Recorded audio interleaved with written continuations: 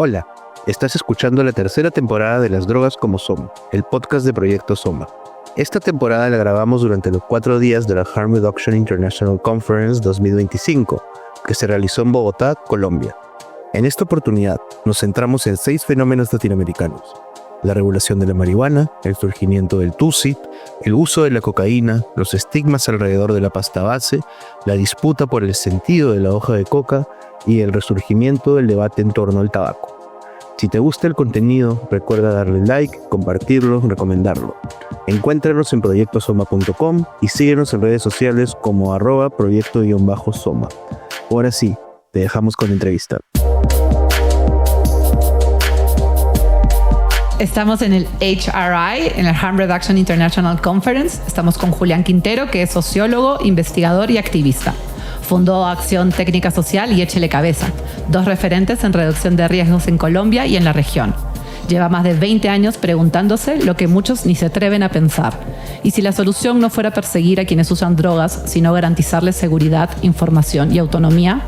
En este episodio vamos a hablar de cocaína, de su historia, sus mitos, sus riesgos reales y sobre todo de la posibilidad, sí, posibilidad de regularla. Gracias, Julián, por estar aquí con nosotros. Muchas gracias por la invitación. Bueno, empecemos sabiendo, para que la gente sepa, por qué razones alguien podría elegir usar cocaína. ¿Qué busca o qué encuentra? Pues lo que encuentra, lo que busca la gente principalmente son como los efectos de la alerta, la reducción del hambre, el aumento de la confianza. Tiene que ver con la mayoría de las características que se encuentran en un estimulante. Y que además por su condición y en buena calidad es un estimulante de corta duración. Entonces básicamente la gente lo que está buscando es mantener la alerta en una corta duración, inhibir el hambre, y tiene que ver también con rasgos de la salud mental también. Es una sustancia que da mucha confianza y empodera mucho a las personas también. Se habla mucho de que la cocaína te vuelve agresivo. Eso es como una de las cosas que más se dice. ¿Es real? ¿Cuáles son los mitos más comunes que hay sobre la cocaína y cuáles son los riesgos también principales? Y si es que hay riesgos, que siempre hay al consumir una sustancia, ¿cuáles son las prácticas para hacerlo más seguro? Yo creo que el principal estigma que recae sobre la cocaína no es sobre la cocaína, sino sobre la guerra que hay para controlar el mercado de la cocaína. Digamos, la gente asocia la cocaína más a narcos, a terrorismo, a bombas, a masacres, a torturas. Entonces la gente cree que eso lo produce la cocaína, y la cocaína no produce eso. La cocaína, si hay un abuso de la sustancia por todo el modelo de la sobreestimulación, pues los efectos sí pueden llegar a ser de pronto agresividad, pero como cualquier sustancia, así como un depresor del sistema nervioso, lo que produce es totalmente contrario, una depresión del sistema respiratorio que te va dejando, te va durmiendo y se te olvida respirar. Pues lo que hace un estimulante es que hay mucha sobreexcitación, y esa sobreexcitación puede ser confundida o también se puede manifestar en agresividad. Si usted no tiene una salud mental sólida, si usted no es capaz de manejar y gestionar la sobredosis, si tiene un cuadro de paranoia, si consume de forma abusiva, o sea, como todas las sustancias en unos niveles, digamos, ponderados, puede dar más beneficios, pero si se abusa de ella, claro que hay unas respuestas negativas y están muy asociadas. Es sobreestimulación que puede manifestarse en agresividad, en paranoia, que puede manifestarse en cuadros psicóticos. Eso puede pasar y eso pues debe derivar, pero realmente el estigma sobre la cocaína recae más sobre todo lo que produce o deriva la violencia asociada a la prohibición para controlarla que sobre la sustancia. Y cuando alguien decide consumir cocaína, ¿cuál es la manera menos riesgosa de consumir? Aparte de la dosificación, estamos hablando de eso, me imagino que es algo importante. Sí, como en todas las sustancias, yo creo que calidad y cantidad, esas dos son muy importantes. Hay unos problemas que tenemos y hay problemas que tenemos con la disponibilidad. Pues al ser una sustancia ilegal uno no sabe qué es lo que tiene. Hemos estado analizando en los últimos meses y variedades que van del 25% al 85%, y eso puede afectar, por un lado, por ejemplo, cuando la cocaína está muy rebajada, pues básicamente la gente está consumiendo otra cosa que no es cocaína. Pero cuando la cocaína está muy arriba, pues la gente se puede sobredosificar muy fácil. Entonces yo creo que el principal riesgo es que es ilegal.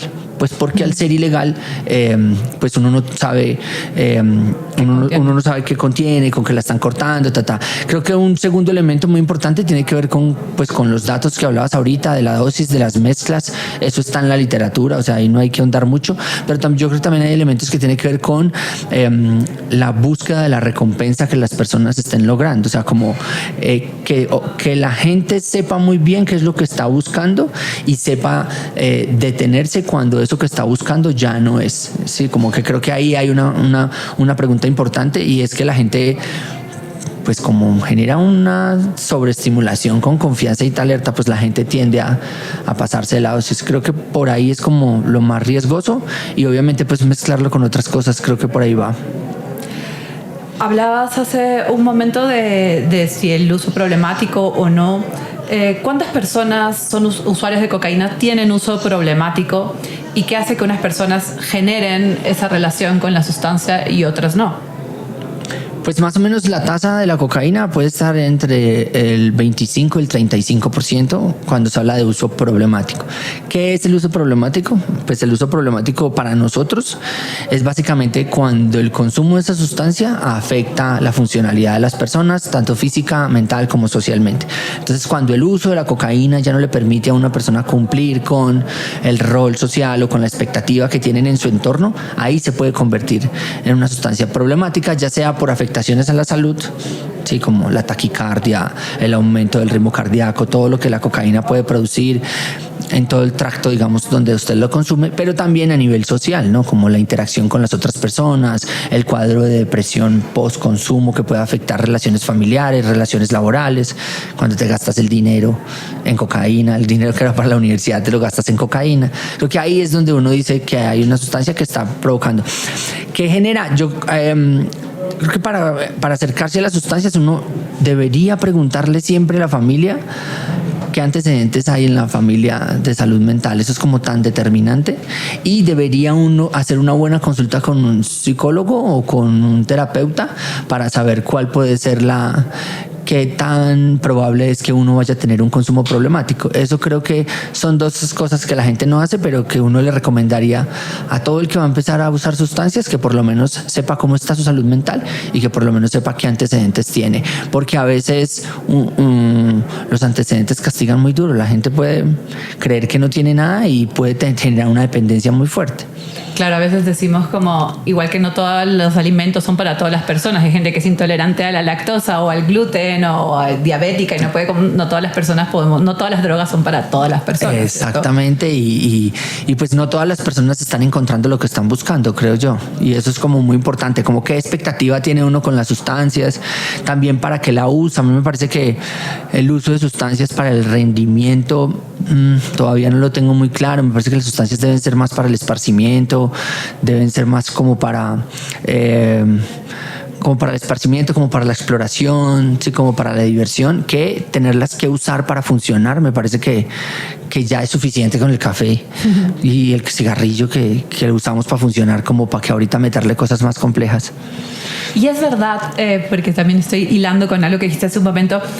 Se cree que la cocaína en Latinoamérica o en Sudamérica o en países como Colombia, Perú, es como de mucho mejor calidad que la que está en Europa. Pero también he escuchado a veces decir que la que se manda es mejor calidad. Que hay de cierto en eso. Es cierto, o sea, la de mejor calidad es la que se exporta, como con el café colombiano. O sea, lo mejor es lo que sale, y con la cocaína, y lo sabemos es por los análisis, digamos, es como nosotros venimos analizando cocaína en Colombia hace 10 años, y los promedios de la cocaína en Colombia 35, 45%, 50%.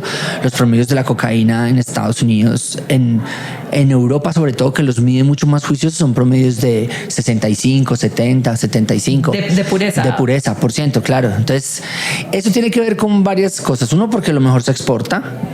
Dos, porque en este momento, en los últimos años, hemos descubierto que Colombia no está finalizando el proceso de la cocaína.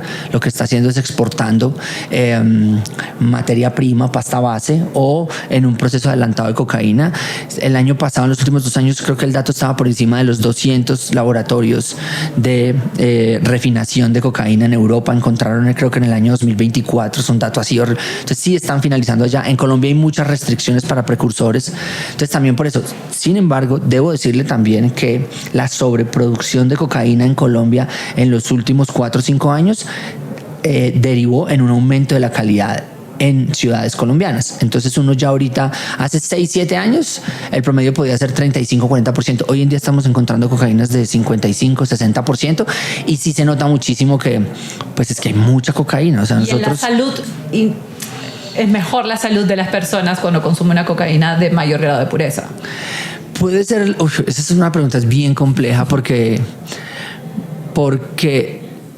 a ver, las personas se han acostumbrado a tomar una dosis de cocaína cada tanto tiempo, digamos. Un cocainómano regular puede usar medio gramo de cocaína cada fin de semana. Pero cuando ese gramo de cocaína aumenta de pureza, o sea, esa persona, digamos, que estaba consumiendo una cocaína de 60, 40, 50%, cuando esa cocaína aumenta de pureza, aumenta el riesgo, ¿sí? Puede aumentar el riesgo porque es más fuerte, es más potente, ¿sí? Es como... Entonces, preferiblemente uno lo que recomienda es que en la medida en que la cocaína sea más pura, lo mejor es bajarle más a la dosis para que el impacto en la salud no sea tan fuerte. ¿Qué le dirías a alguien que defiende la regulación de cannabis o los psicodélicos, pero sigue siendo prohibicionista con esta sustancia? Porque sabemos que hay gente que es prohibicionista en general, ¿no? Como que las drogas no, pero dentro del prohibicionismo hay este segmento que cree que los psicodélicos o solo las plantas o lo que sea debería consumirse, pero que la cocaína y derivados no debería estar prohibida para siempre. Creo que... Pues primero que vamos paso a paso, o sea, no quisiera tener una confrontación, digamos, como que primero lo que han llamado como drogas suaves o drogas que son más manejables y todo esto. Creo que estamos en una tarea. 2 cosas pasan, digamos, para nosotros en Colombia la prioridad de la regulación de la cocaína, más que con el consumo, tiene que ver con la violencia. O sea, en Colombia nuestro problema de cocaína no es de consumo realmente, es un problema de producción, de venta.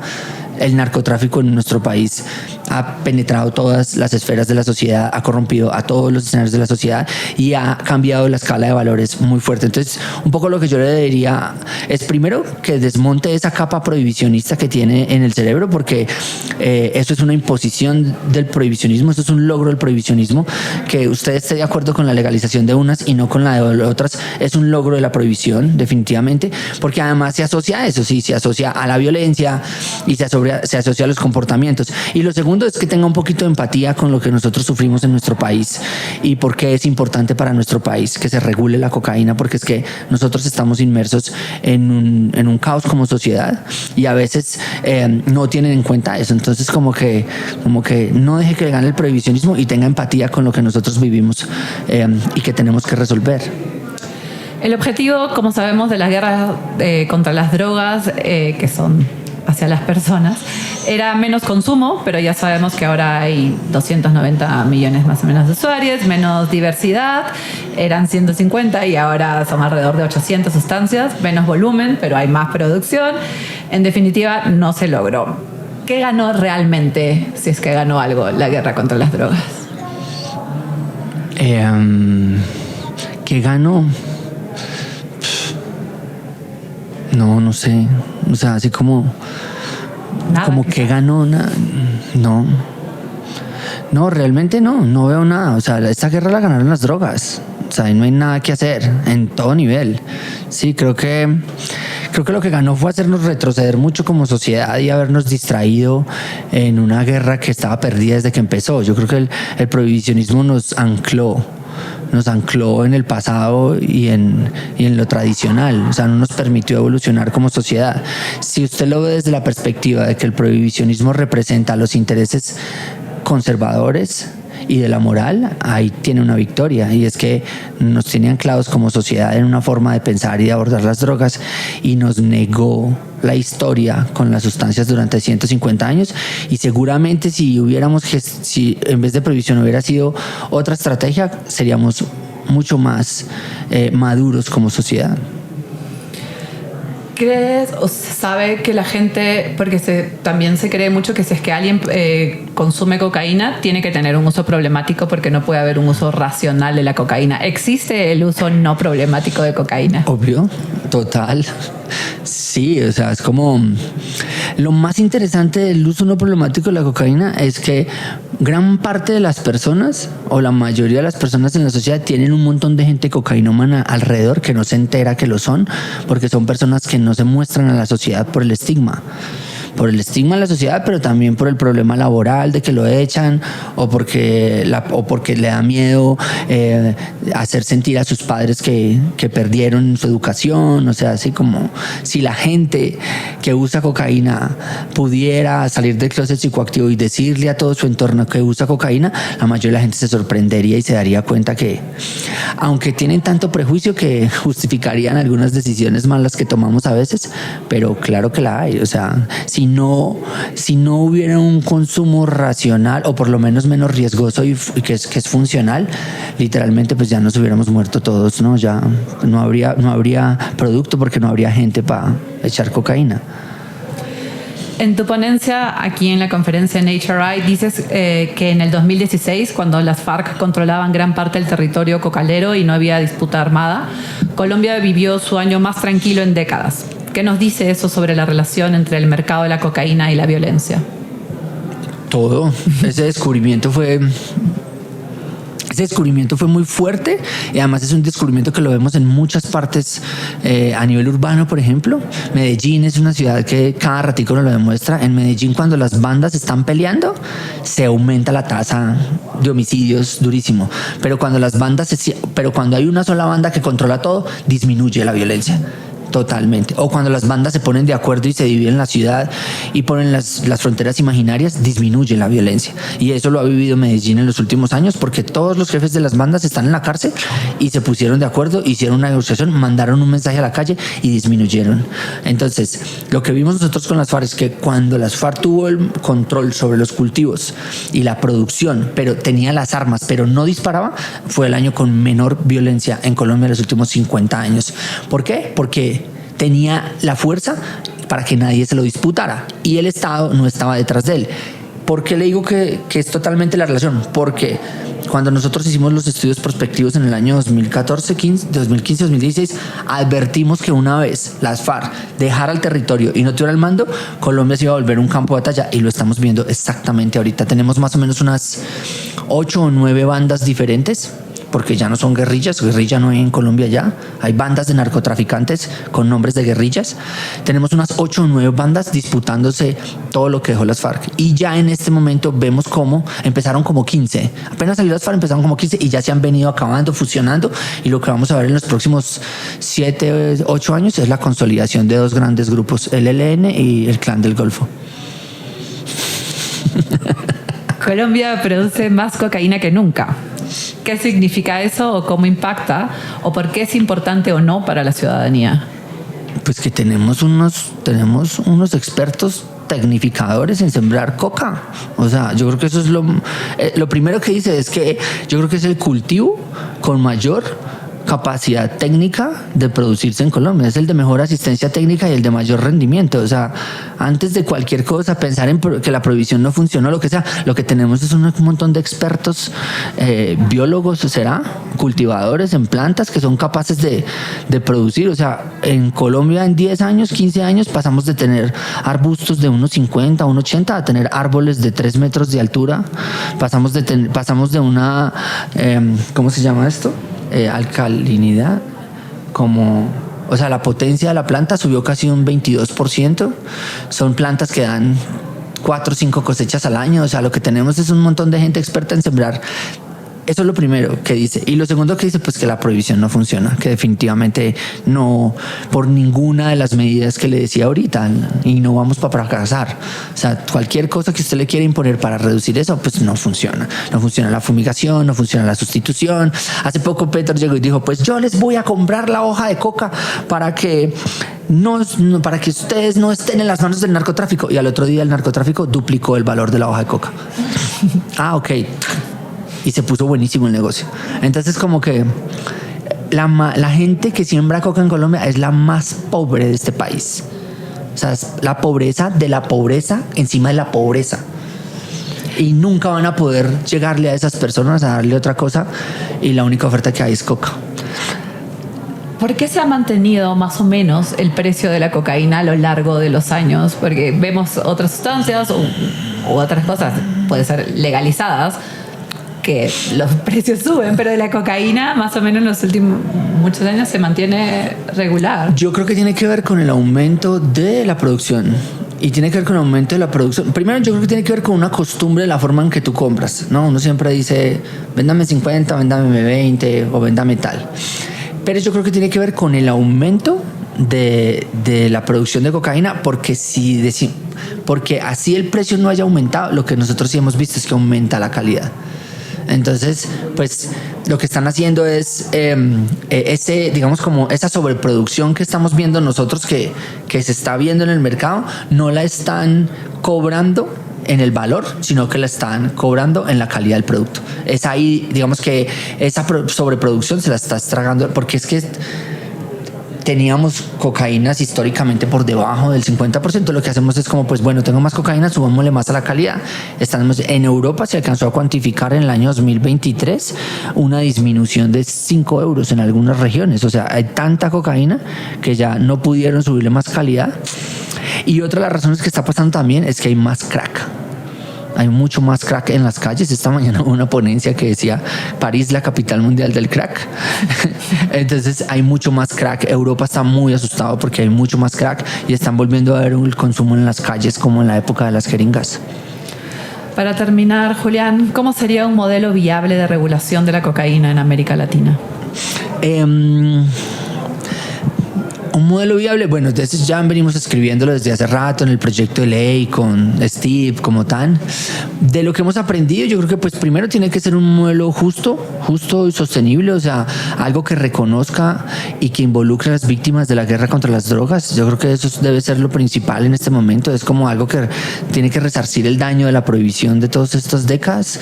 Entonces, ¿eso qué quiere decir? Que deben estar como que en primera línea de la regulación tienen que estar involucradas las familias campesinas que toda la vida han sembrado coca. Me parece que eso es como lo primero, y que ellas sean las que sigan produciendo coca.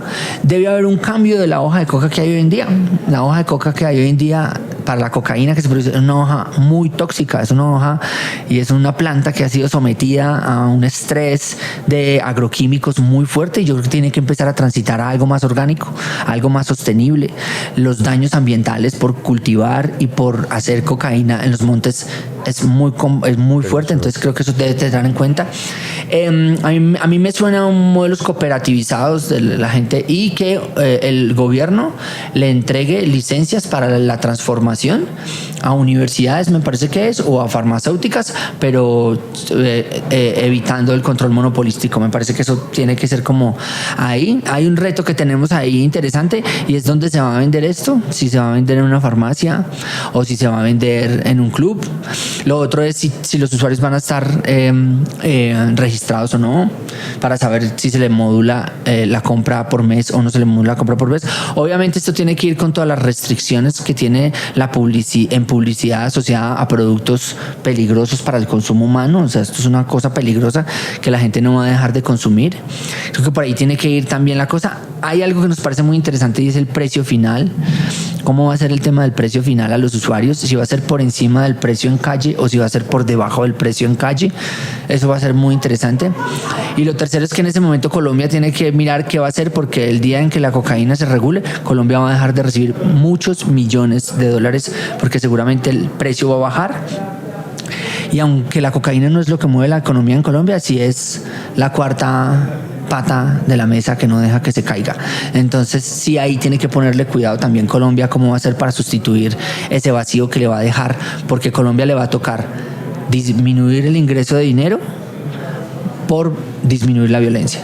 Entonces ahí hay algo que hay que pensarse. Los analistas dicen, si se legaliza la cocaína, Colombia se quiebra. ¿Y crees que se va a legalizar?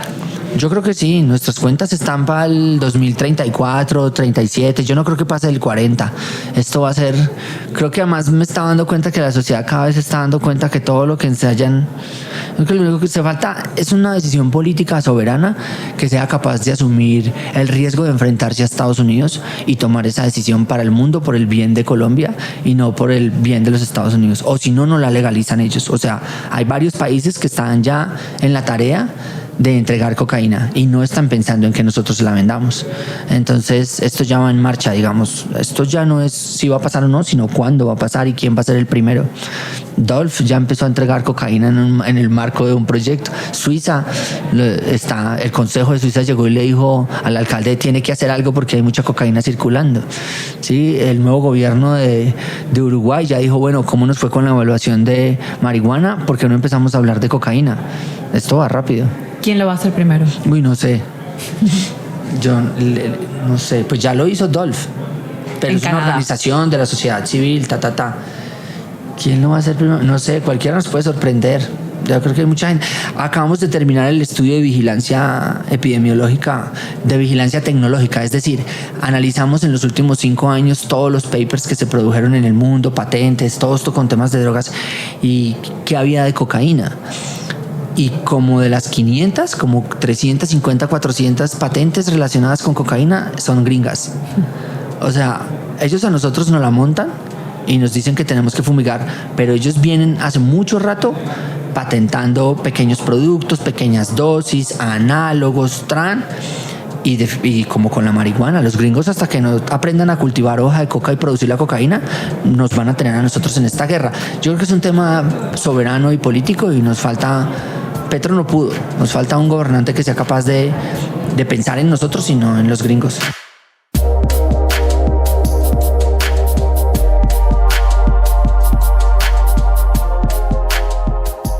Este episodio fue posible gracias a la organización Harm Reduction International. Esta entrevista fue realizada y coordinada por Fran Brivio. La grabación estuvo a cargo de Kat Donahue y David Rincón. La edición de sonido fue un trabajo de Santiago Martínez Reed. La edición general corresponde a Raúl Lescano Méndez. Sigue el trabajo de Soma en redes sociales como Proyecto_Soma y en la web proyectosoma.com. Recuerda, sabes cuidarte, regula tu consumo. Soma, las drogas como son.